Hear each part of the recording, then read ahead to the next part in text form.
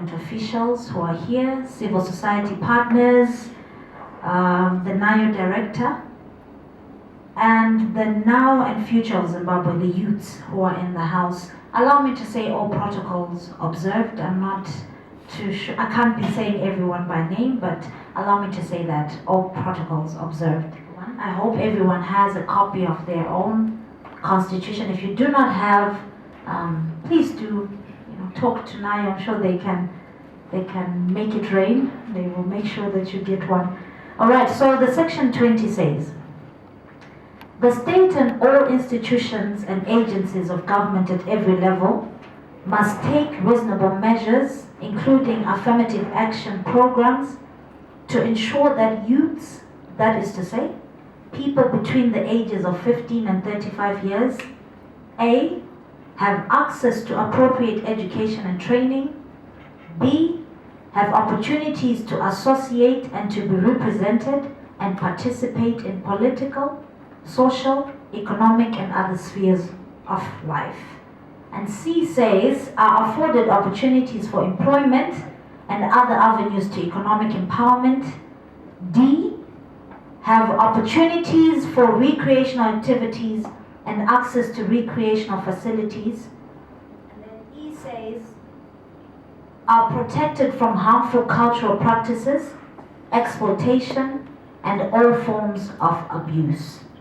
Then 2 says, an act of parliament may provide for one or more national youth programs. And then the third and last bit of the section says, measures and programs referred to in subsections 1 and 2 must be inclusive, non-partisan, and national in character. That's our section 20 of the Constitution. So you can get a copy, or you can Google it. It's also on the internet. You'll get information when we talk about section 20. So there have been youths who have been making efforts in various areas to contribute to policy and law, so as to ensure youth inclusion and empowerment. And NAYO has been carrying out conversations around Zimbabwe in the 10 provinces, and this has been coined the Big Youth Conversations, where young people have been putting their voices into the Zimbabwe that they envision. So today we're going to be putting together those ideas and also to get commitment from key state actors on certain issues that we will discuss on today. So without wasting time, I'm going to invite the director of NAYO, the executive director, Mr. Gondo, to give us some welcome remarks this morning. Let's give him a round of applause as he comes. I thought you want to give me the constitution. Thank you very much, Madam Emilda Villeri. Without taking much of the time, allow me at this juncture to acknowledge, if they are already here, the presence of the Minister of Youth, Sport, Arts and Recreation. Allow me to acknowledge the presence of the Parliamentary Portfolio Committee on Youth, Sports, Arts and Recreation, and the head of the committee, the chair of the committee, retired Major General Matthias Tongofa, with us here, and the members of the PCC. Allow me to acknowledge their presence. Also, we'll be joined by the representative from the Zimbabwe Youth Council. We know this is our council in Zimbabwe, which represents the aspirations of the youth under the Ministry of Youth, all the issues that we need to do, and they are the drivers also of the policies, so like the Zimbabwe Youth Policy that is currently under review. Allow me to acknowledge the presence of Dr. Joseph Malaba. He's a very important man, our father, at this juncture, because he's leading the consultations that are being done nationally with regard to the national youth policy. And some of us, we have participated in this under our Big Youth Conversations, and the Harare consultations, they are also coming very soon. The date will be also reiterated today, and I want to acknowledge his presence in the team. The young people that are with us today, like what Emilda have alluded to, that we've been carrying out the big youth conversations in 10 provinces of Zimbabwe. The last province was it Masvingo, and trying to harness the aspirations of the young people in terms of the youth policy, the youth legislation, youth participation, youth coordination. And we've been doing this with young people and also different stakeholders to make sure that as much as we can also hear what they think about the development in Zimbabwe, what needs to be done, even the current processes that are actually happening, like the issue of the youth policy. And Emilda also highlighted the issue of the Youth Act that also we are pushing for in terms of to say we need a Youth Act that is aligned to the national constitution. And I'm also told that we have Comrade Guta is here.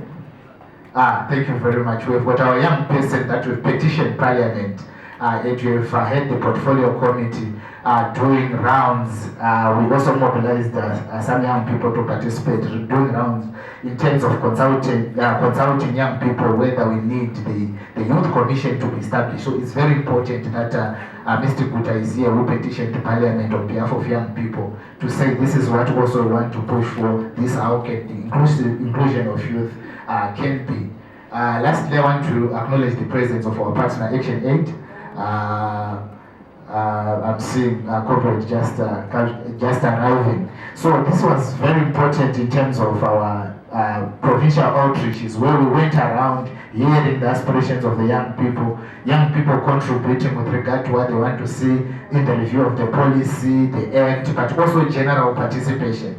And this is very important, as I've said, that our constitution allows that to happen. And when we are dealing with youth issues, one of the things that we value as NAYO is our programs are non-partisan, which means we treat young people as development agents. Every young person from different angles, from churches.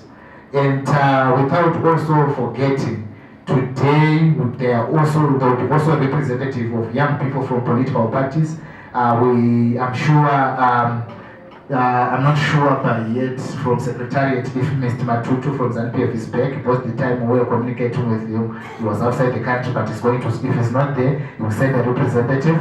But I've already seen the chairperson from youth, from MDC, Youth Assembly, Mr. Obeistole, seated there. So when we are treating of young people issues, we define them as a backbone that they joins everyone.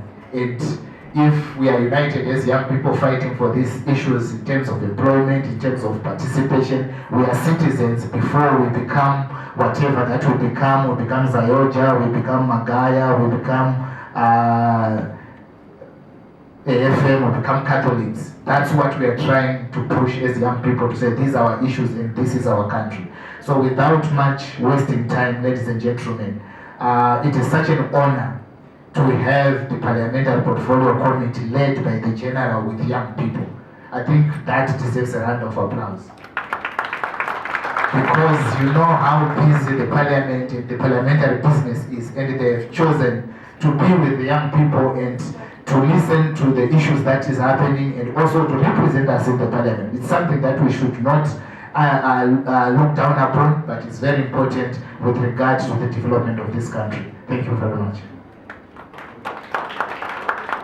Council, so I'm going to just welcome him to talk about the youth and policy in Zimbabwe. So let's give him a round of applause as he gives us his presentation.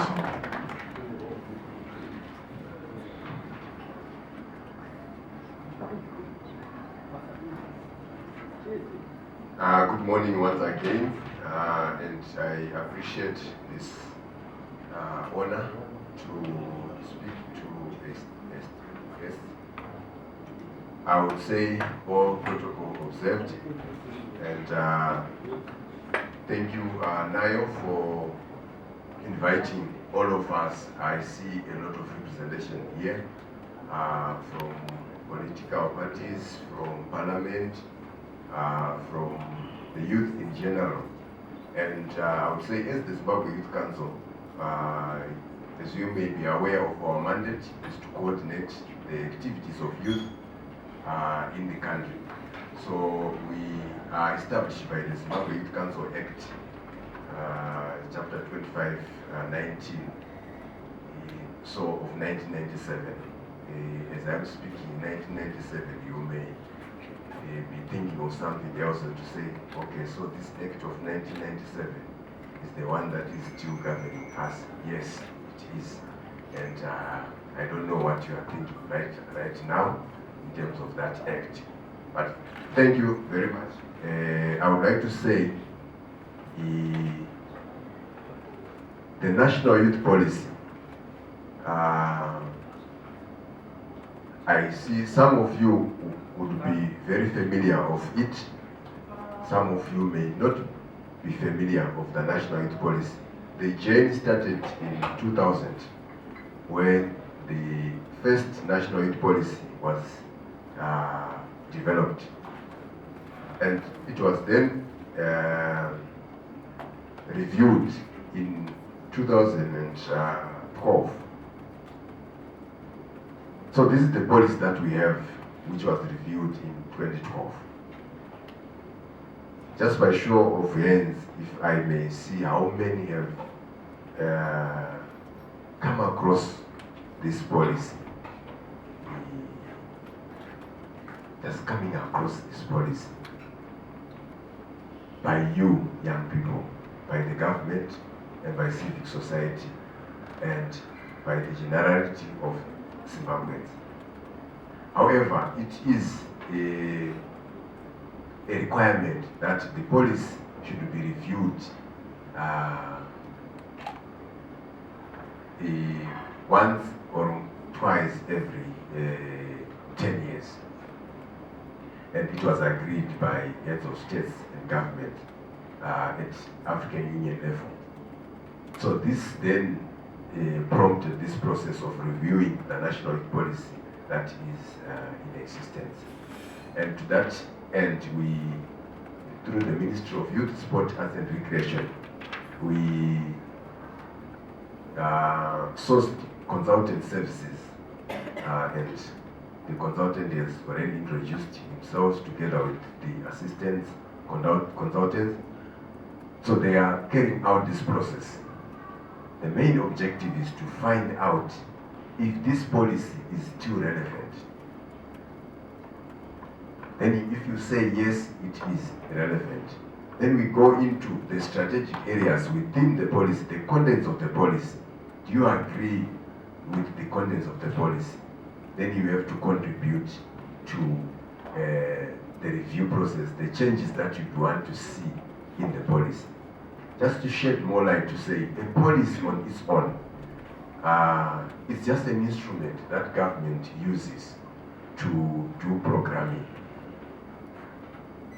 But there are experiences that we have noted as Zimbabwe Youth Council in trying to implement this policy. And some of them, you may be conversant with them in the sense that a policy on its own, without a legal backing or a legal instrument like an Act of Parliament, it's not enforcing. And in most of the issues that may be in that policy may not be mandatory to some organizations. If you look at the, I am happy you shared, the director shared section 20 of the Constitution, which in this process we expect also that we make use of that section and the provisions of it to come up with a legal instrument. And I'm happy the Parliament of Zimbabwe is already working on some of the issues to do with that. you will note that the Zimbabwe Youth Council Act is the only act that is in the country that talks to the youth. But mainly if you look at the act, the contents of the act and the provisions of that act, it's mainly to do with the coordination, registration and compliance of youth associations. And the registration process, we also have noted some of the challenges that are to do with the implementing of the Zimbabwe Youth Council Act. But here is an opportunity for young people through this review process that is happening to contribute to issues that will make sure that the young people are fully empowered and totally recognized and represented. One of the issues is the issue of representation. Yes, in the policy there is the provision of the 25% quota. But you see that there are words like government may provide for that 25%. The wording itself in the policy, it's something that you would want to look at and also see how you can improve on it. So this is your policy, and some of you were not part of the last policy review, which is 2012, and I'm happy you are part of this policy review process, which is 2019. And for the next 10 years, this policy will be in existence. I will give a chance to the consultant just to share a brief of the process that they have gone through. But as mentioned, we have been to 9 provinces across the country. And part of our expectations as we went to the provinces was to see young people who are informed of the policy processes.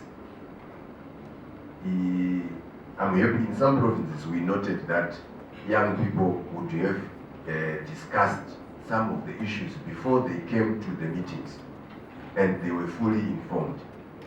And that's part of the mandate of these youth associations. And I'm happy NAYO has been engaging other young people prior to these meetings so that they are informed. But mainly we would want to see that engagement happening in the constituencies. And I think honorable members would agree with me to say such engagements should happen in constituencies where the majority of young people are.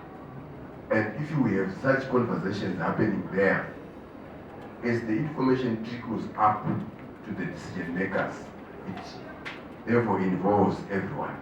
If it happens in the ward level, the district level, and the provincial level, then we know that young people are informed of the policy. And one of the issues that we noted was that young people were not aware of the policy. And I'm sure this is going to be addressed by this new policy review, which we think together we can make contributions to.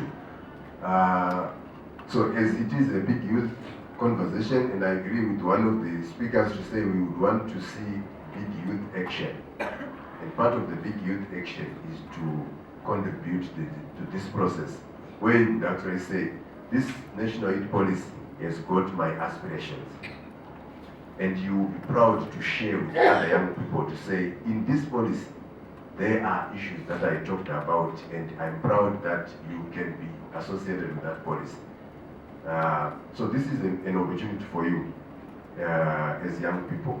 But above all, we expect positive contribution, positive engagement, as well as a united force in terms of the voice of young people.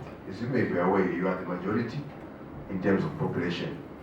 So if we are united force, we can then be able to influence decision-making processes. And don't underestimate the power that you have as young people. And I think the leaders of the youth in here always talked about the power that we have as young people to influence national development processes. And this is our opportunity. I would not want to take more time, but just to give a brief, little time to the consultant just to share a few of the observations that he noted also as we are going through the process. But Thank you very much for this opportunity. We are here to listen to you and we will take seriously your issues. Thank you, Dr. Wallace. Thank you. I won't take up too much time, but just to indicate what's actually happening as part of the process of reviewing. Firstly, we did, and I'm speaking on behalf of my two other colleagues, Kudzai and Edmond, who've introduced themselves. What we did initially was to look at what are the issues affecting youth, nationally, regionally, and internationally. So we did a literature review to try and find out common issues. What are some of the cross-cutting issues that affect youth? And you'll find that there are quite a number that are relevant in Zimbabwe and other settings. But then you also have some which are unique to Zimbabwe. And some of those which are unique to Zimbabwe are also based on where one is coming from.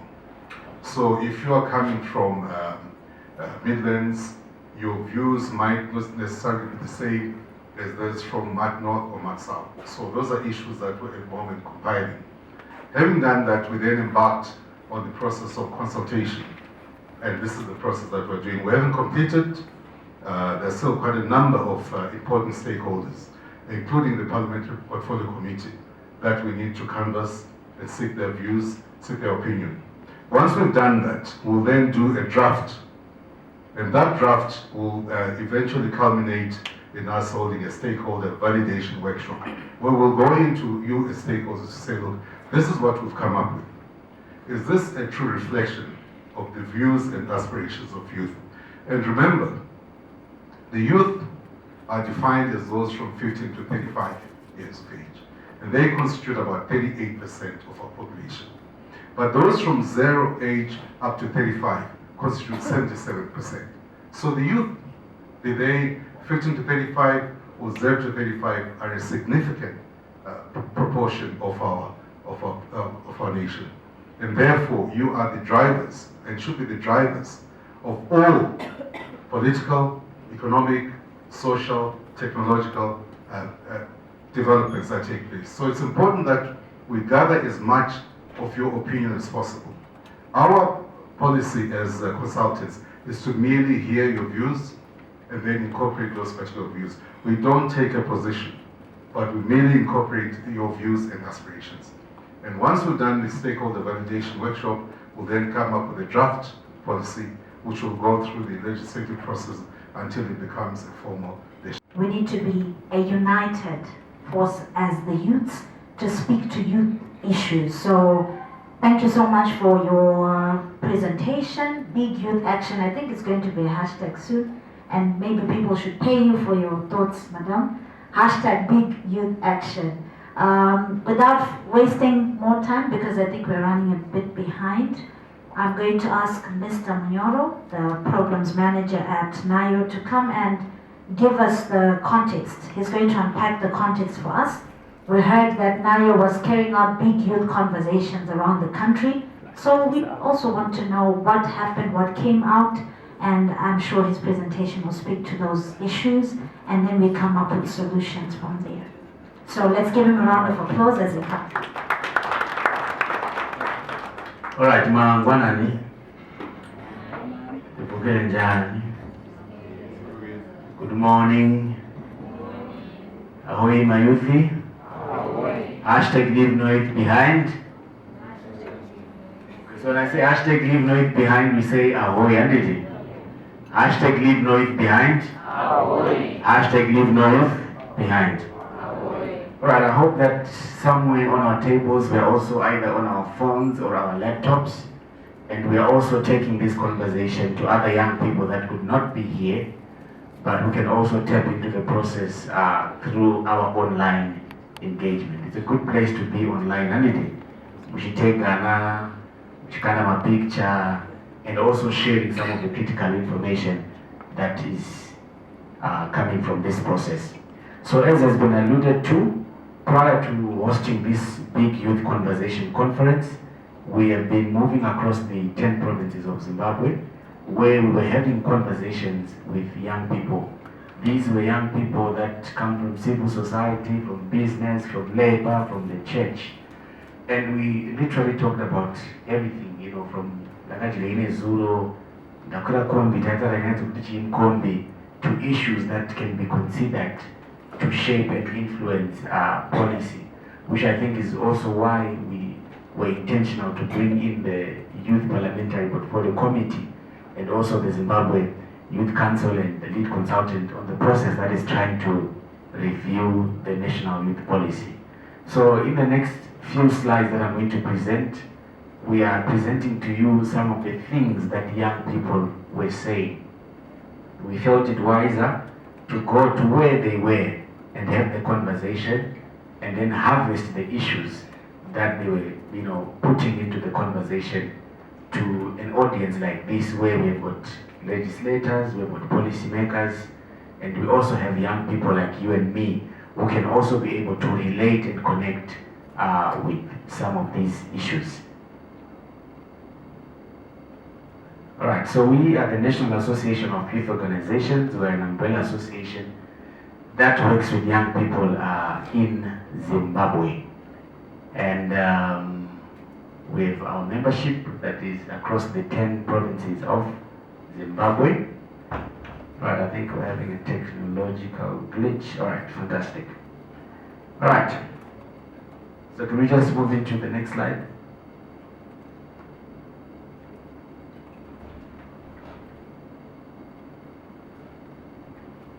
All right, so the way in which we designed the conversation was that we tried to sort of like have a structure of what to guide these young people to have issues that they could talk about. The first level was the mere talk, where as young people would just be sitting in a room like this and we just have an informal discussion or conversation about issues either that we feel are important to us, that we see happening in our country, and then we'd move on to what we called the big picture. Because you find that most of our young people, given some of the challenges that we're going through in our country, most of them find themselves in different processes. Yet this process also tried to ensure that we bring together our young people to a place where they can co-create an envisioned Zimbabwe in which they can strive collectively for the issues that they would want to experience within their country. Then it also looked at the things that matter the most to us, where young people putting elements which we take as elements that can define a social contract, between young people and the state, but also more importantly, which could also be considered as priorities. It could be for policy or government programs, or as has been alluded to, what could also be, priorities in terms of the national budget for next year, especially for young people. Then the last level was the things that we see going wrong, youth reflecting on their context and mapping issues of concern to which they can influence working together. We strongly believe that in as much as we can have as many challenges, we are a generation of solutions, and the process was trying to get young people to see what some of those issues are that are concerning them in their communities to enable them to organize around them. Diana? So in terms of participation of the youth, this was a process that we took to the 10 provinces of Zimbabwe, and the presentation that is before us, it tries to give us an idea of the pattern of participation across the 10 provinces, where Harare had the highest number of participants, followed by Manicaland, and the 3 provinces of Midlands, Mashonaland Central, and Mashonaland West. And in terms of the list numbers, we had those in Matebeleland South and Mashonaland West. Cumulatively, the conversations interacted with 353 young people who were representative of different and diverse sectors. Then also critically, in terms of the gender dynamics to that participation, we had 169 young women participating as part of this big youth conversation at the provincial level, and we had 184 males.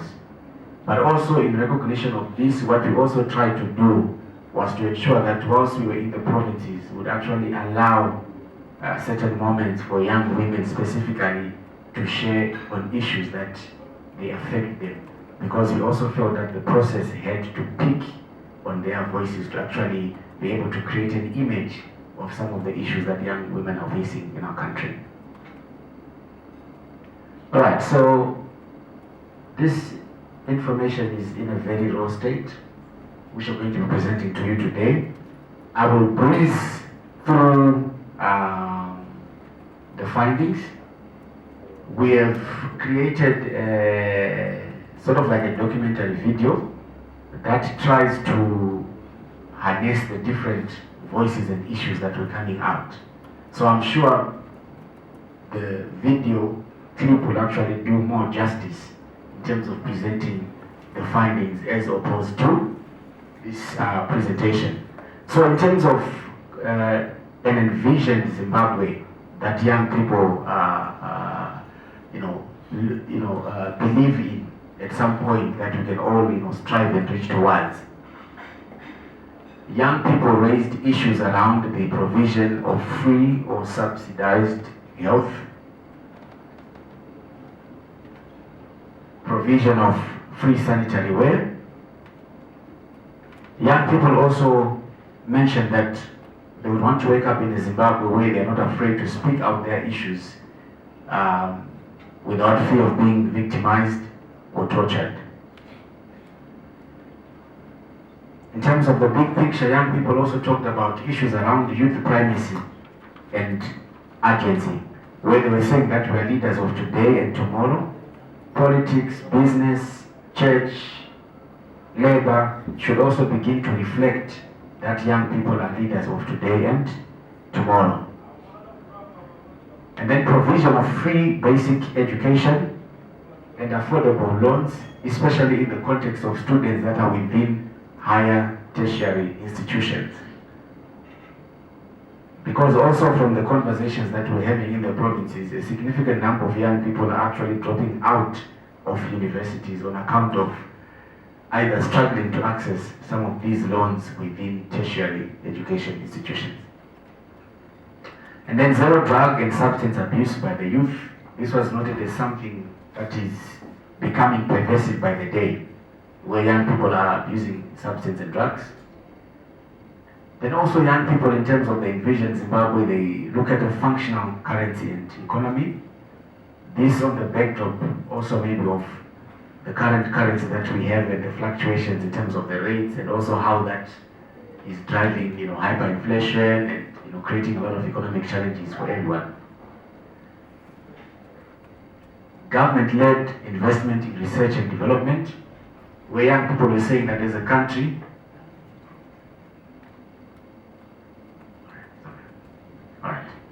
government-led investment in research and development, where young people were saying that in our country, we should be able to, not only do we have natural resources, but we also have human resources, a good literacy rate, a good education track record, but we're not tapping into that. Then government support and recognition of various forms of talents as professions in the arts, sports, and recreation sectors. And I think as part of this meeting, we've tried to bring some of the young people that are working in some of these professions and fields that are not considered as conventional. A corruption-free Zimbabwe, a nation self-reliant on its natural resources to drive growth. All right, so I'm sure most of us were wondering what is going on. The committee has just excused itself. They just need to have a caucus and then they will come back. So they're taking about 10 or 15 minutes. Next slide. All right. Then also young people thought it's important to have equal access, control, and ownership of means of production by all. Freedoms to association, assembly, expression, and demonstration. Elections that recognize youth agency and are free and fair.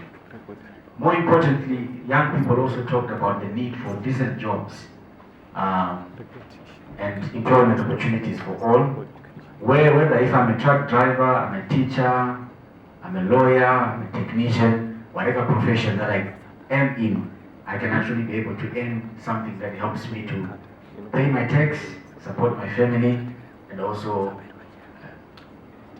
aspire and also work on some of the issues that I aspire to achieve in life. Then young people also spoke strongly about intergenerational leadership, to say that they envision a country where leadership is not vested in one generation, but it's intergenerational, where the young and the elderly are also working together in terms of providing leadership. Constitutionalism, a country where the supreme law is upheld by all. Recreational facilities for the diverse needs of youth. More importantly, resuscitation of industries and infrastructural development. This was something that also came out in that Zimbabwe that young people would want to wake up one day at some point in.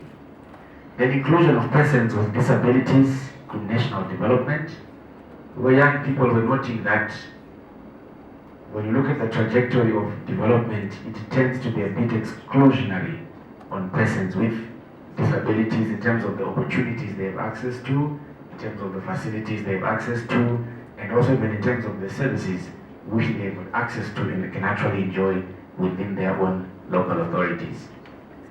Existence of good citizen-state relations, where as citizens we can be able to air our views, and the state can also, allow us to air some of those views freely. A reformed sector that protects citizens, separation of politics and business, and lastly, free poverty nation with equal prosperity opportunities. Can we move to the next level? Right, so there, can we just move back? So there we have got a young lady, Tatenda, what is her name? From Lupane. Sakile Mlilo. So as part of the provinces that we also went, Lupane was the furthest place that we went. And this young lady, Sakile, had to travel about 45 or so kilometers to get to the meeting, to where we're meeting. And unfortunately, she had to also leave a bit early before the others, because then she had to catch a bus that takes her back, because if she had missed the bus, it would mean that she would have to sleep in Lupane and not go back to her village. So the process, in essence, it tried to, even take some of the salient, marginalized voices in terms of trying to then put a picture of what these issues could actually be. And then in terms of the issues that young people felt were most important to them, because I think for police it is also very important for us to have an idea and a picture of some of the issues that young people are saying they are important to them. Because the times when policies are designed, the moment they fail to connect with some of the pressing needs of young people, those policies might not necessarily exist to serve young people. So the first issue there is holistic education, which is cognizant to the different forms of talent. Whether I'm going to be someone in the creative industry, somebody in the conventional professions, education has to cater for my needs. Tofana kuti ndichigraduate ndichikepuka ndichinopinda pacraft. Then respect, protection, promotion and fulfillment of the rights and freedoms set out in Chapter 4 of the Constitution of Zimbabwe. So basically I think this has to do with the Bill of Rights. Then investments in creative industries, where young people were saying that, beyond textile, beyond manufacturing, there are also creative industries where young people are coming with different, innovations, different ideas. It could be in the arts, it could be in entertainment, that can actually contribute to the development of our country. Then accountability and transparent systems of governance. Young people felt that this is also something that is very important to them, because then it is through such systems that there can be equality in terms of accessing services from our government. And also young people felt the need to also have access to land for agriculture. And young people were saying that from the land reform and from where we are now, youth are actually yet to fully benefit. And then a key thing that also came out in terms of what young people are desiring the most was the idea of opportunities. Kutongowana mukana, whether ndewe basa, whether ndewe kudzidza, whether ndewe information. Opportunities, in the broadest sense that we can think of what an opportunity could look like. And more critically were issues around healthcare. To say that as young people we should have access to healthcare. We remember there were issues, I think especially around maternal health, where young women in trying to access certain services, they would have to bring the full package to the hospital, including the water to use when they are delivering the baby and all of that. He also mentioned the background of the policy and the Zimbabwe Youth Council Act and the need for these to work hand in hand in such a way that they can drive the inclusion of youth.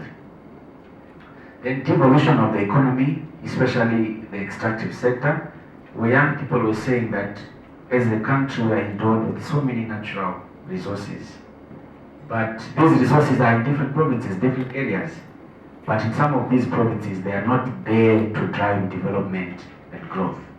And I think this is also in line even with what the government and also the 9th Parliament of Zimbabwe has been tasked to work around. Then also issues around freedoms to association, assembly and expression, where young people are saying that freely we should be able to organize around issues that are important to us, come together and also air our views to state and non-state actors. Functional youth centers and drug rehabilitation facilities. This is also on the backdrop of the increase in drug and substance abuse by young people in our country. Young people also felt it very important for them to have social care and protection. Kutongoziwa kuti ndakarwara ndinokwanisa kuenda kuchipatara ndochengetwa ndichirapwa nehurumende yangu. Being able to get a job and have that job take care of some of my social needs and amenities.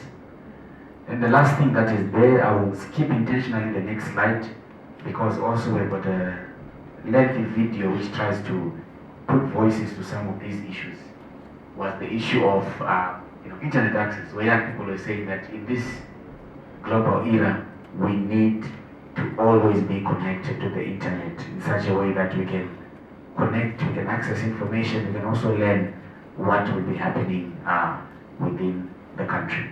The next slide. Next one. Right, and I think also something that maybe we just also skipped in that last slide was also the conversation that young people had around the Youth Commission. Because I think this is also very important given that we have Believe Kuta, who is a young person that has petitioned the Parliament on the creation of a Youth Commission in Zimbabwe.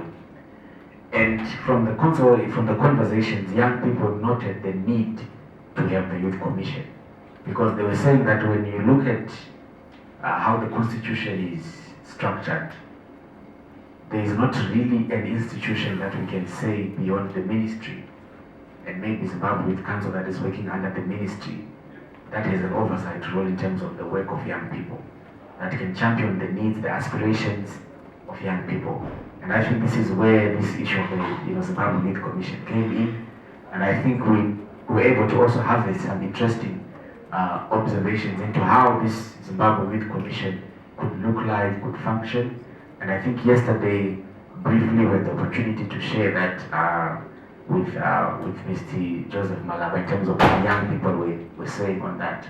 And there on that picture, we've got the group of young people from Lupane, after we had held the consultation meeting. All right. Then the process, it also tried, to get young people to reflect on their communities and their country, to say that what are some of the things that we see that are not going so well. The idea being that young people will then begin to self-organize within their communities to do something about these issues. Because remember, we're saying that young people are leaders of today and leaders of tomorrow. So the first one there was the manipulation and exploitation of youth by politicians, where they were saying that this is something that is very worrying to them. Then an issue that I've already alluded to was the lack of access, of clean water, not just in hospitals, but also even in communities across the provinces. And then corrupt law enforcement officers, more importantly, lack of information. When you see the video clip, there are actually moments where young people have a discussion around why they are not coming out for budget consultation meetings or for this process which the Minister of Youth is doing, that is trying to review the national youth policy. And you find that one of the key reasons that came out was the issue of lack of information. Then issues around child marriages and prostitution, because also in as much as the locations were urban-centric, you'd find that they were able to reach out to young people from the nearby rural communities. And you'd find that there were a lot of issues that came out on issues to do with child marriages, where young people were saying that despite the efforts at law and policy, there are still serious challenges and problems when girls are being married off at a very, very early age. Nepotism and high levels of corruption, poor service delivery from local government, increased political polarization, and politics of exclusion and ageism. Lack of urban renewal or infrastructure development, environmental degradation, broadcasting of fake and biased news and ZBC, unequal distribution of wealth, fueling inequalities. All right, can you move to the next slide? The next one. All right. So in a nutshell, I think these were some of the issues that you were able to pick and harvest through the big youth conversation that we had across the 10 provinces.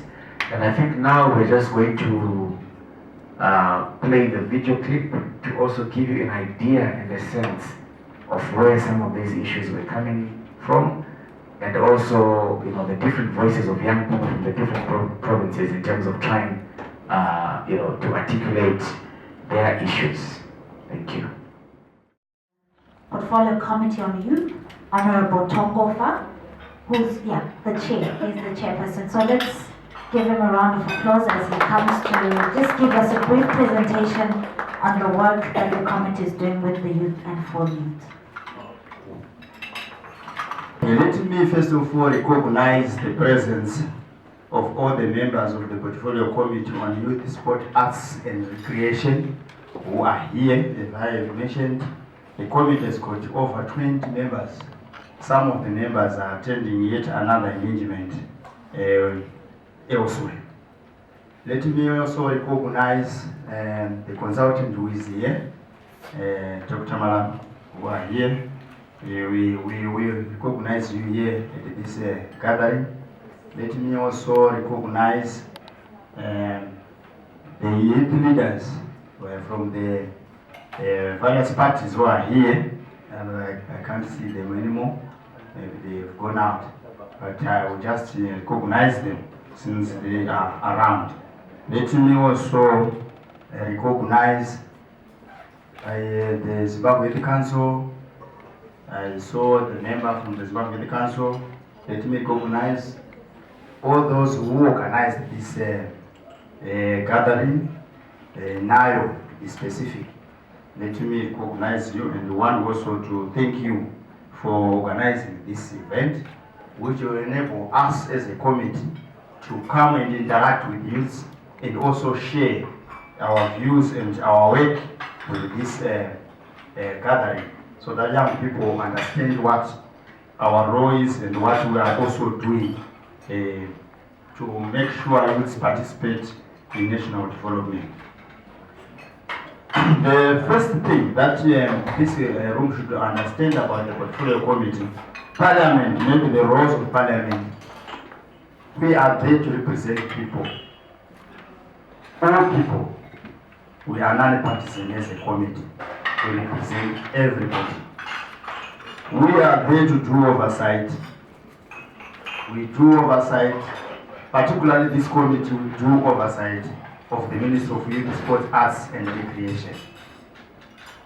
Our main role, we are also as a Parliament tasked to protect the provisions of the Constitution of Zimbabwe.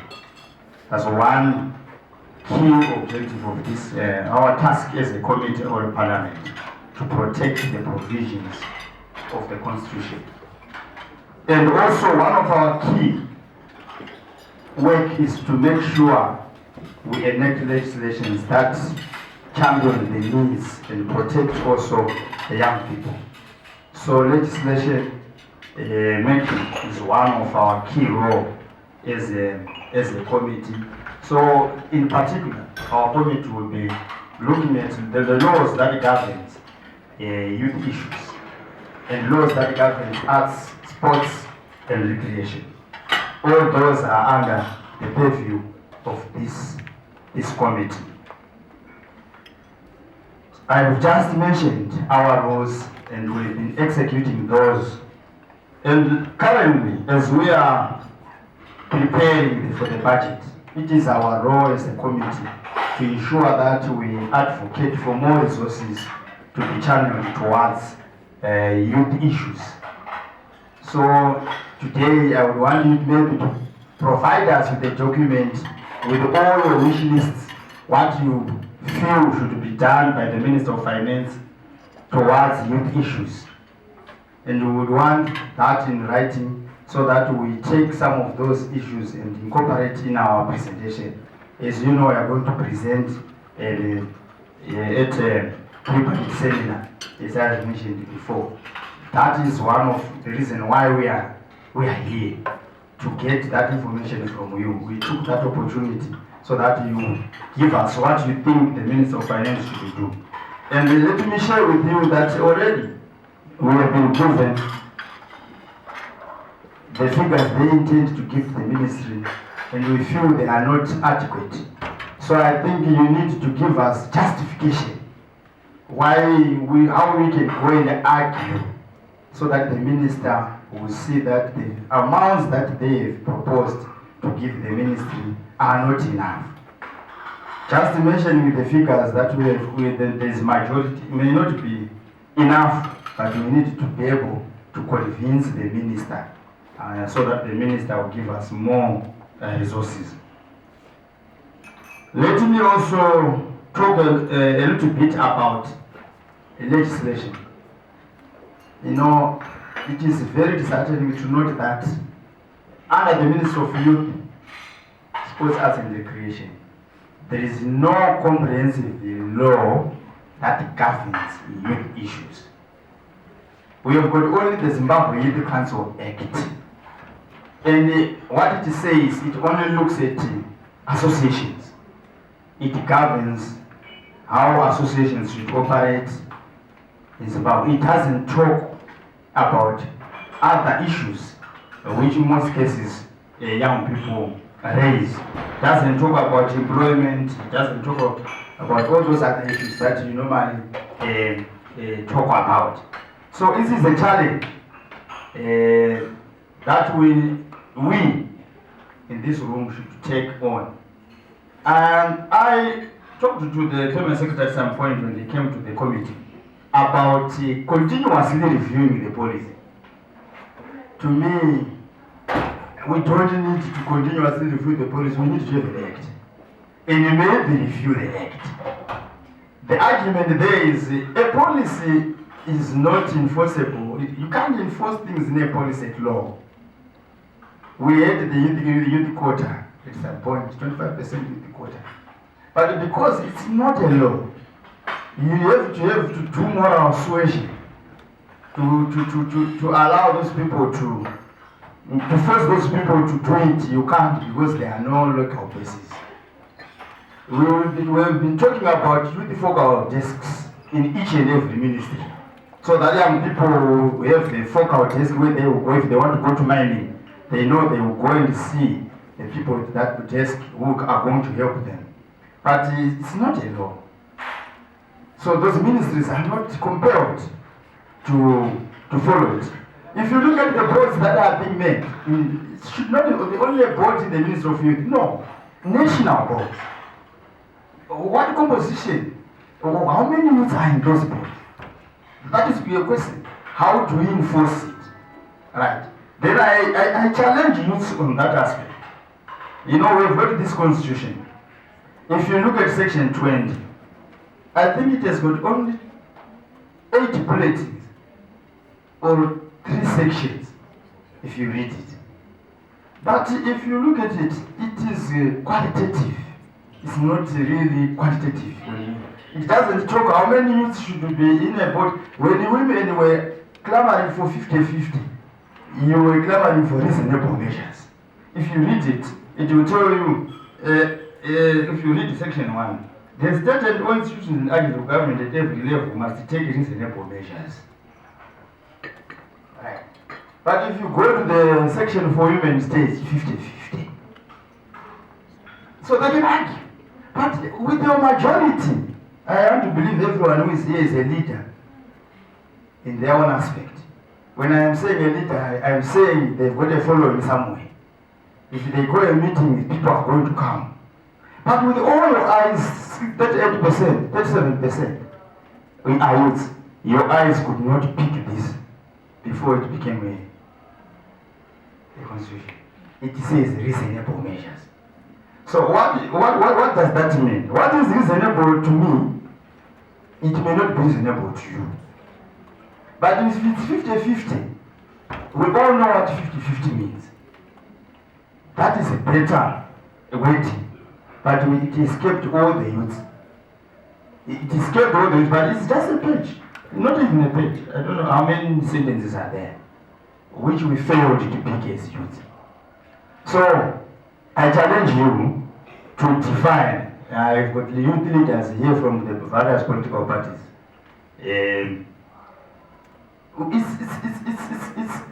It's not going to be easy if we leave things hanging. Things should be defined. That's why I'm crying for a law. I am asking all the people in here, at least to come with a law, no matter how bad. At least it is there to guide us. Within the law, we should define financial strategies.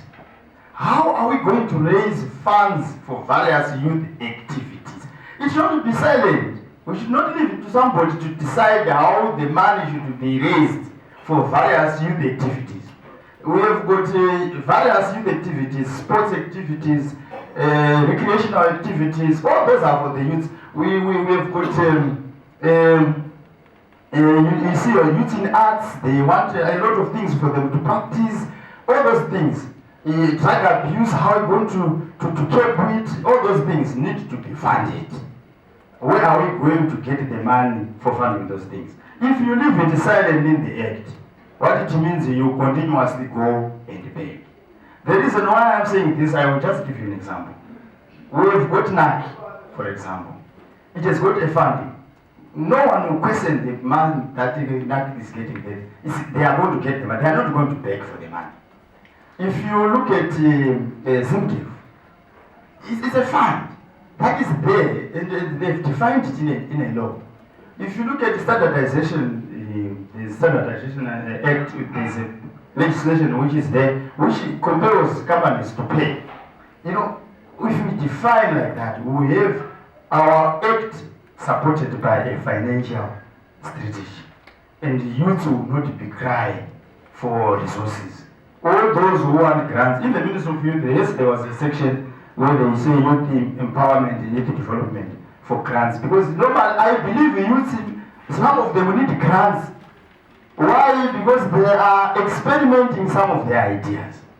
If you get a loan for an experiment, some of the money, we call it a sunk cost. Because that money is like for research. A research may give you a positive or a negative result. So if you borrow for a feasibility study, and you think you are going to repay, to me it doesn't work. So those are some of the issues that we as parliamentarians think people should look at, especially the leaders, and I believe most of the people in here are leaders. Yes, I think I've been asked to talk about some of the initiatives and activities that the committee has been doing. We have been petitioned by one of the members and he's here. Parliament can get petitions and it responds. And there was the question that do we need a youth commission? A youth commission which will ensure that all the provisions of Section 20 are adhered to. Not only by the Minister of Youth, but by all state agents, institutions, which means every department from local authorities, they should abide with Section 20. So that was, we went right around the country consulting about that aspect. We are able to present in Parliament the findings to actually stimulate the debate and see what people think, what should be done. Do we need a commission? And what will be the difference between a commission and the Zimbabwe Council Act that we have? All those will be discussed by you and other members of Parliament, since we came from the public and they gave us their views.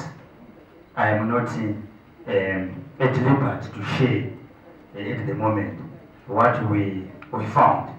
We will share with the Parliament and maybe you will get it from the Hansard and you will also respond to the petitioner about the outcomes. I don't want to take more of the time, but I want to share with you the issue of unemployment. Yeah, this is a very topical issue. And some believe that at some point industries will be there to absorb everybody. And I disagree. And one will say why I disagree. I will say to you, before 1980 we had one university. Isn't that correct? We had one university. How many do we have today? How many? How many universities do we have today? Before 1980, our education was bottleneck. Not everyone was going to go to the university. But currently, when 2 points, they are going to the university. So if you look at the numbers that we have now who are at grade, for you to think that you wait until the industry is set up and you get employment, to me you'll be wasting your time. You have to think outside the box. That's my thinking. And to me, any challenge, if you see a challenge, to me it's a business opportunity. Because a business is a solution to a problem. A business is a solution to a problem. If you want to make a phone call and you don't have airtime, you go and buy. And that makes that business sustainable. So if you see a challenge, take it as your opportunity. I'm just talking to leaders. I'm not talking. That is an opportunity. And let me go back and remind you, all the heroes that we are saying are heroes went to war when they were 16, 17, or less. Some of them died before they are even more than 35. If you look at the Nikita Mangenas, even Leonard Debo, for example, he died before he was 35. But he is in the annals of history. Why? Because he did something. He did something. The time for doing something is now. If you go beyond 35 and you think you are going to do something when your child is already a youth as well, because you are going to do the same bracket with their child. Most people have got children at the age of 15. And the child will be 14 and 15 when they are only 35. Both the father and the child are all youth. And the father is still waiting for an opportunity, which the child is waiting for. I'm just challenging you. Why I'm saying so? I'm saying so because I know people think there will be time when everything will be at their tables. And I want to believe it won't come easily. Take your opportunities. Let me share with you what the Professor Westman in his Atlas of Economic Complexity book said. He was talking about productive knowledge. And we are talking about productive knowledge, we are not talking about English. And most people think I'm not talking about Zimbabwe. language like Shona, it's already the other languages. There for communication, full stop. What we talk of knowledge is the knowledge to produce products. And according to the professor, a country's knowledge is measured by the amount of products that it provides in the national market.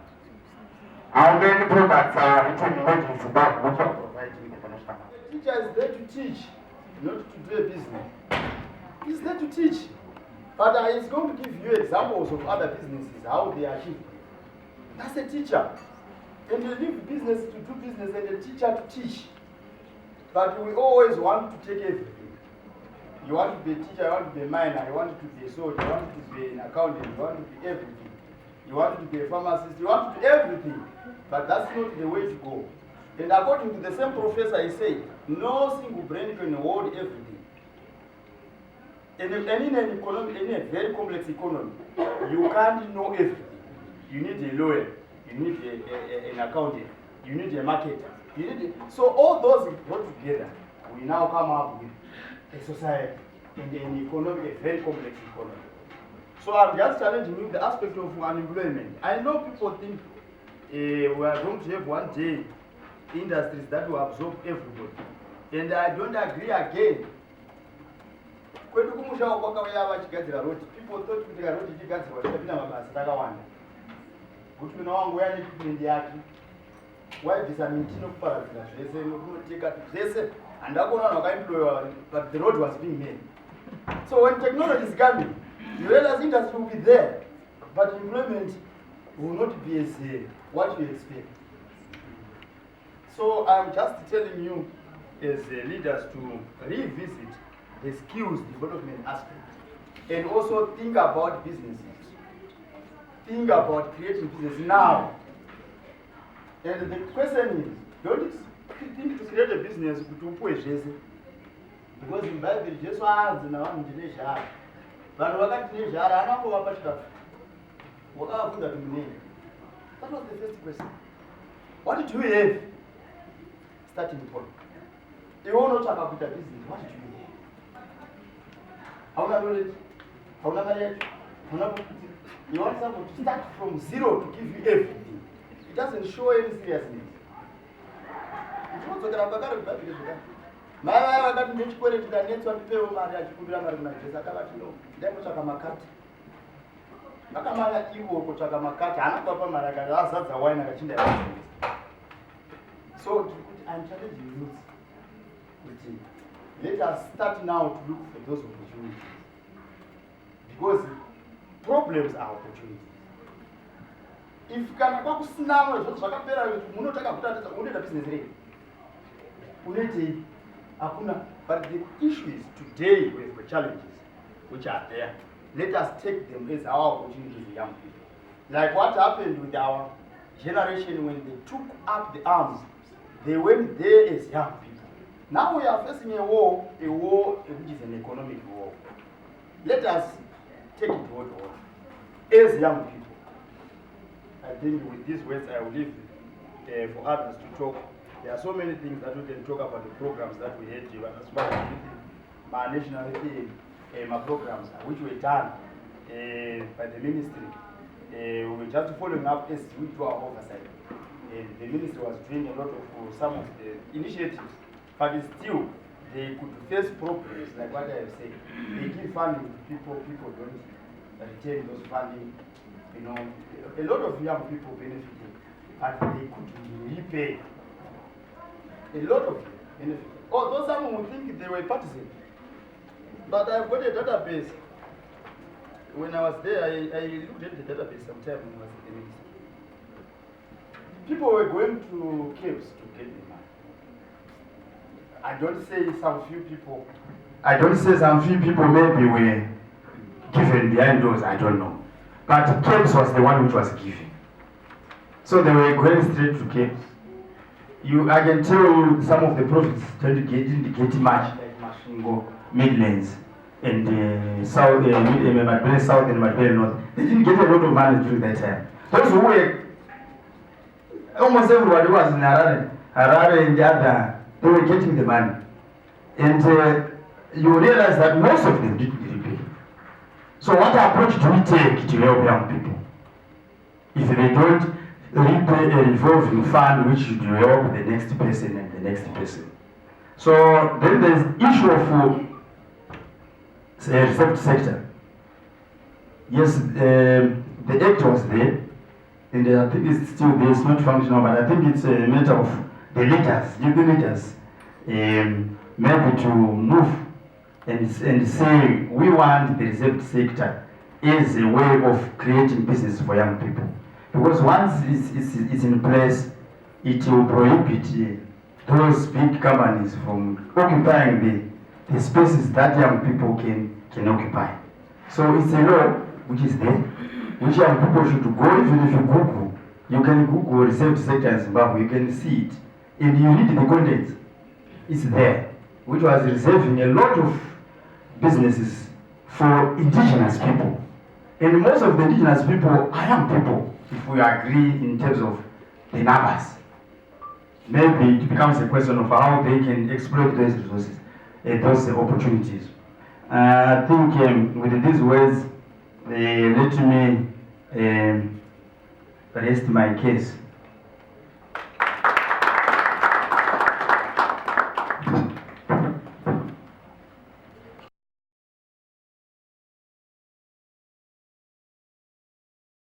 Putting a lot of things into perspective.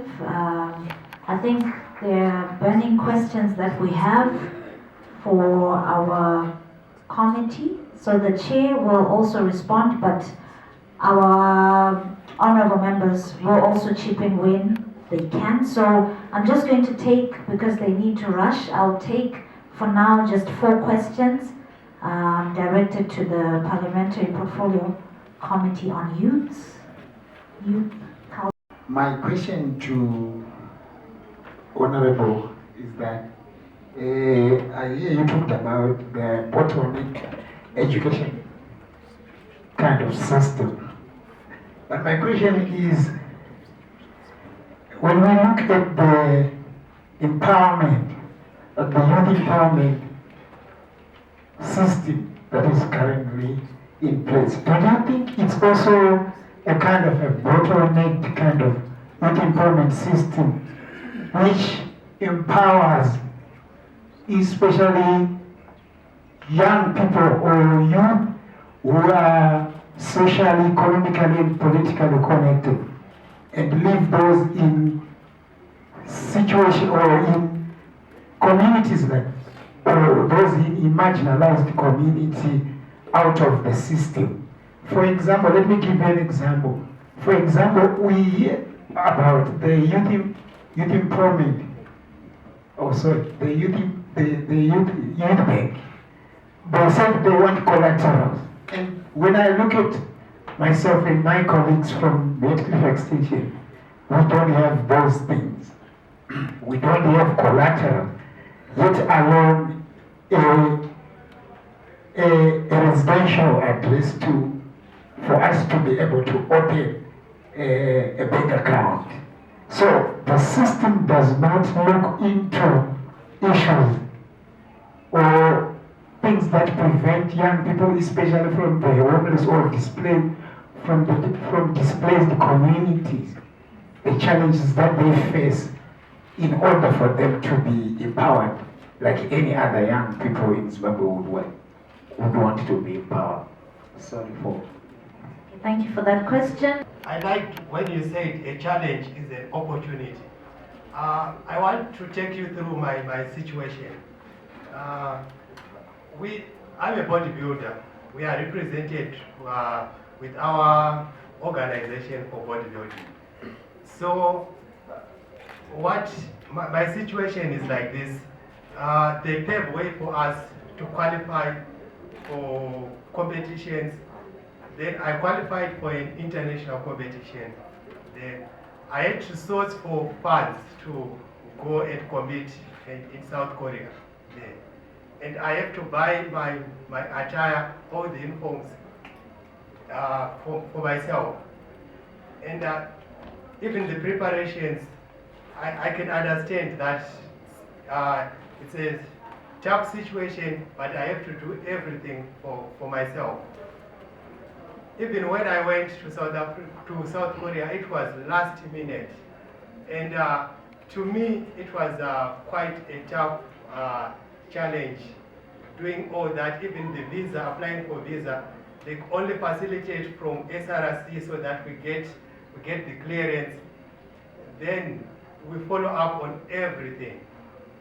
So that kind of challenge, when I arrived in South Korea, it was like last minute because I have to source for the funds for myself. So it was a last minute, I arrived in the evening and the competition was tomorrow morning there. I managed to place third and got a bronze medal, but I tell you, if my organization could have facilitated for at least even walking through for my visa and some other things, I could have come back with a gold medal. So in that case, I wouldn't want to agree with you that a challenge is an opportunity, because everything, I have to do everything for myself. Right now, I qualified for Mexico World Championships, and when I applied for transit visa for America, they are saying the interview dates we are only left with 4 December, and we have to travel there in November, 10 November. So to us, we only got again the letters from SRC that we go and apply for that visa. But right now the situation is it's not because we failed to qualify. We qualified in time, but only the dates for the interviews are way out of the dates that we should be committing. And there is no facilitation that SRC or our association can give us. It's all our efforts. So that is quite a challenge that I'm not seeing the opportunity there. How can I solve that one? Thank you. I heard during your presentation there was an admission that indeed there is no comprehensive law that governs the operations of the youth here in Zimbabwe. So now my question is, knowing that members of parliament are there for a legislative role, what progress have you made as of now, ever since you assumed the power to be in parliament, to ensure that we have legislation put in place that will then govern the youth operations? I want to understand the progress, and also if there's no progress, I want to understand the shortcomings that you are facing with regards to ensuring that we have a legislative framework that governs the operations of the youth in Zimbabwe. Thank you.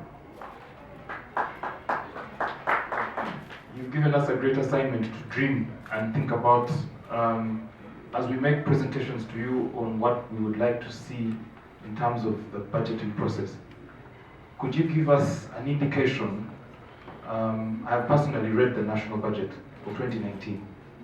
Could you give us an indication of how far we can dream in terms of the available tax credits to young people, social security protections to young people, business rebates, subsidies, insofar as the youth component of the budget is concerned, so that as we dream here, we don't overshoot above the budget estimates that have already been presented, or even under budget for ourselves?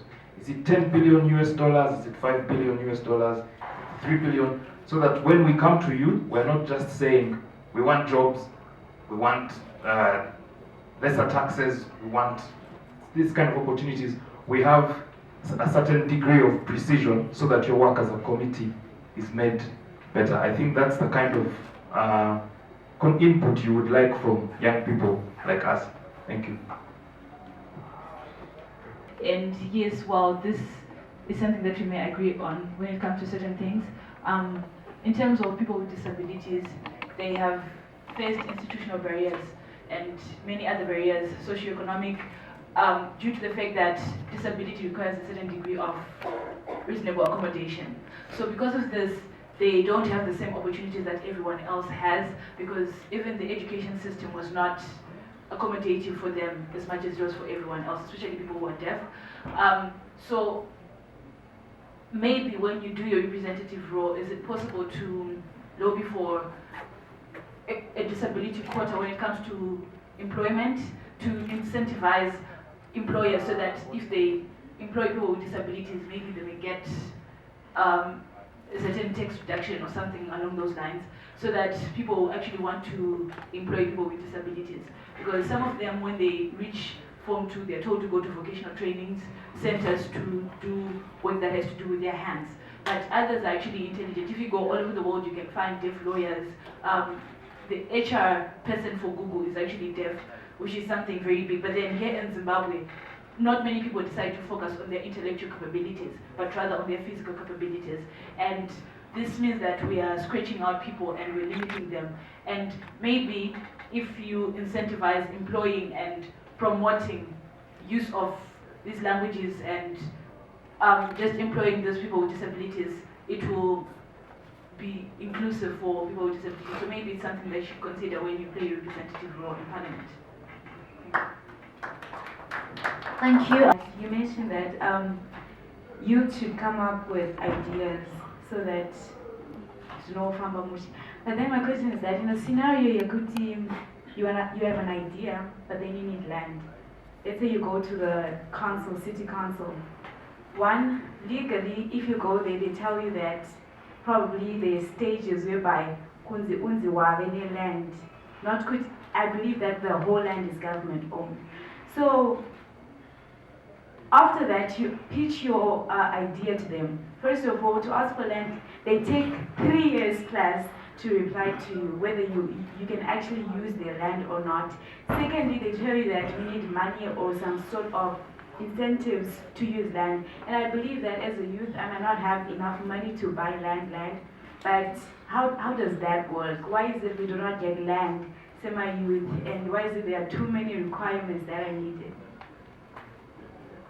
My question might sound a bit stupid or not, but you see that back then we used to have one university, and yet along as time went on, now we have more than 10 universities in Zimbabwe. And looking at the government, were you waiting for these challenges to come up so that we will find the solution? Since you say that the challenges, if you see a problem, there is a solution. Why didn't the government on its own upgrade, since the education system is upgrading as well, looking even at the universities, the number of institutions that are now in Zimbabwe that are developing each and every day? Why didn't the government as well upgrade in order for the young people to have such opportunities? Thank you. Try to answer them in a chronological order. We'll start with empowerment. I just want to find out if the member has gone there and got the requirements comprehensively. Because they say there are some monies they don't need collateral, some need collateral. I cannot be very specific on that. There is a need for me to get a document and see which categories are required collateral, which ones are not. But what I know is they said they don't give money to a startup project. They are supporting those who are doing something currently. That's what they informed. We want to support those who are already doing something, which may be maybe a challenge for those who want to start a business. But I encourage you, I think the bid is along Samora Machine. There, it's open for everybody to go there. One will go and, if you get a challenge, you approach this committee. That the bank refused to entertain me because it's a pain for the youths. Go there, if you get a challenge, we will find out as a committee why they are not entertaining all youths. If your case is a genuine case, you qualify, why are you denied the chance? Because the bank is there. I think they have got only 2 branches here in Harare and 1 in Bulawayo, according to them. Then the unique case for international competition, I would want to say those challenges maybe may need to visit, because yours, I don't know your association, but it may fall under the city sports. It's under this committee again.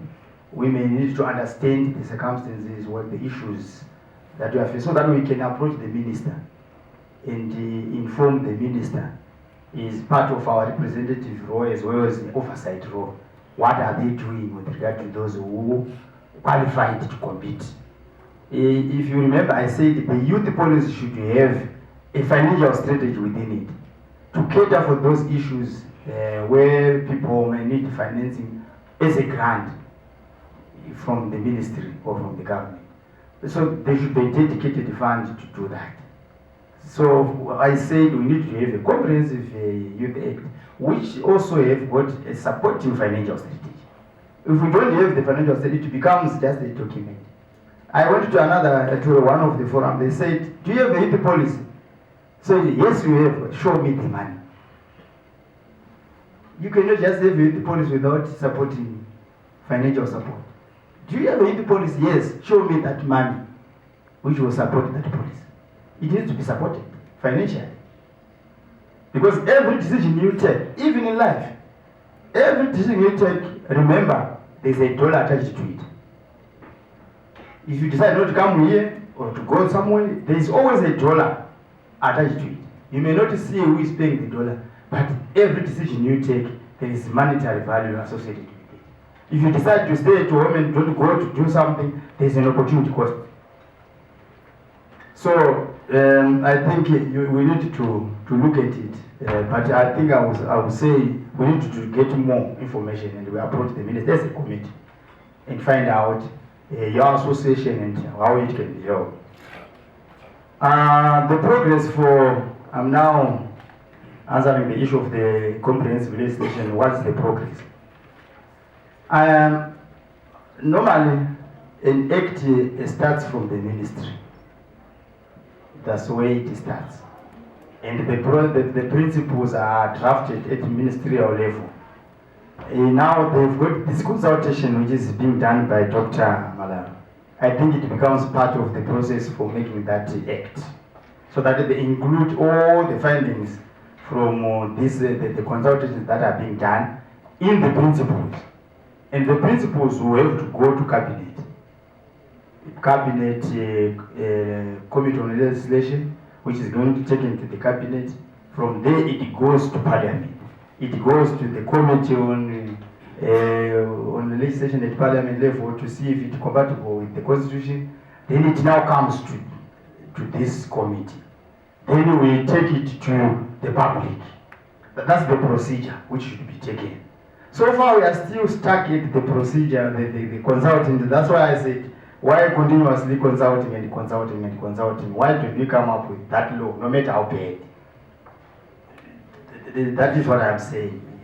We are pushing. As this committee, we want to make sure when we are leaving our offices, this committee, we should have that act. To empower the Minister of Youth to compel other organs to act. Currently, the Minister of Youth is toothless. She doesn't have the powers to implement some of those issues because there are no legal basis for the minister to force other departments to follow. Levels of budget proposed. The ministry proposed about, let me just say the figures. The ministry proposed about 1.1 billion RTGS. But the minister is saying something below 200 million RTGS. So it is at a very, very low level. But how do we justify the minister to give us more? That is our question now. To increase from that less than 200 million to at least maybe 600 million. Although we know the ministry budgeted for 1.1, but the proposed one is less than 200. So we want the youth to give us compelling arguments. That is what I am saying. Not just saying we are youth, we want this because we are youth, we are marginalized. Yes, It can be, but it may be not enough to say to the Minister of Finance, can we give the money? That's my argument. People with disability, I understand there's a law for Disability Act. And that law we cannot be applied in isolation. When we are looking at the Youth Act, we need to know that there is another law which is catering for disability so that they don't disagree. And when we are putting those issues of affirmative action, we have been proposing, that should be put in an act. Because as long as it remains a gentleman's agreement, it won't work. Companies should be compelled by a certain law. And in the law, it should be very clear what should be done about disability issues. Land issues. The problem with land is land belongs to local authority, and some land belongs to the state. And the issue of land, yes, I agree with you. It becomes a stumbling block as long as you want to establish something which requires land. But I will say, normally they say money follows ideas. That's what they say. Money follows ideas. What do you want to do? If you want to do something unique, something which can catch the eye, if you propose it and you don't tire, you have to continuously knock. And they will see that you are serious. But if you, for example, you approach the ministers, people don't go to ministers. That's a fact. People are afraid of approaching ministers. And they think ministers are for a certain group of people. I was a minister before. You look for people, but they don't come to you. They are afraid of ministers. You know, you have to go out there for people to interact with you. No one will knock at the door of the minister. So I think if you've got a genuine case, you can approach the ministers, and as a parliament for representation, we can just try to support. If your ideas are good enough to be supported, we'll support as a committee for good ideas. We want productivity here in this country. People who want to produce. And the last issue was on the upgrade of a university of what industries or what, I don't know what the lady was saying. Yeah, we are all aware that we have challenges that we can't deny. We will challenges, and the challenges starts facing the government before they reach you, because before you know that there is a problem in a house. I don't know if I answered, but other members can also contribute where I missed the point of the 1K. Thank you. I would like to add on the issue of accessing funds from the empowerment bank. I think if one is failing to get cash from the empower bank, you can approach the leaders, especially the members of parliament. They can be your guarantors, because you really need to pay back that money. So if a member of parliament can commit, maybe you can submit your proposal, and then the member of parliament can be your guarantor if you have a business proposal that is really genuine. And then you can access funds from Empower Bank. I assisted one of our youth from my province. They had challenges in accessing funds. So I had to commit myself because I had seen the opportunity in whatever they wanted to do. So I think you can get cash if you don't have anything for collateral. Sorry?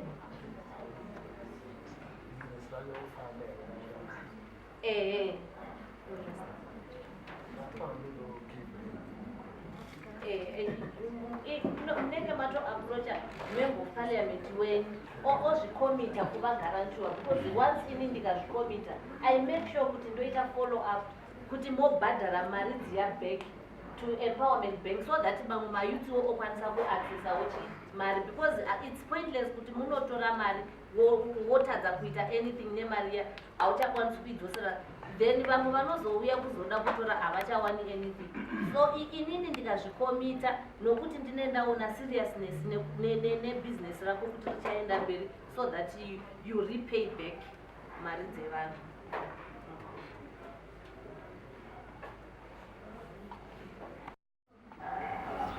This is what they are put in Parliament to do. So what it means is they are definitely going to be doing something about it. But what I just wanted to quickly say to the committee was that early in the year, I think in the month of April, also undertaking a similar process, young people were able to put up a shadow bill that is trying to speak to issues around the Zimbabwe Youth Council Act. And as part of that work, we presented it to the Zimbabwe Youth Council Director. We also presented it to the Ministry of Youth, where we shared with them that shadow bill. Then I think in a different engagement, we then learned later on that we should have also brought that same bill to the attention of Parliament through the committee. So I think we are in the process of sending it to Parliament, but just to let you know that young people are beginning to put their minds around the issue of youth. And more or less like what you were saying, already they are beginning to think beyond regulations of association to say that how can we have an act that begins to put life into such a way, but more importantly, that can even put a self-financing mechanism in terms of trying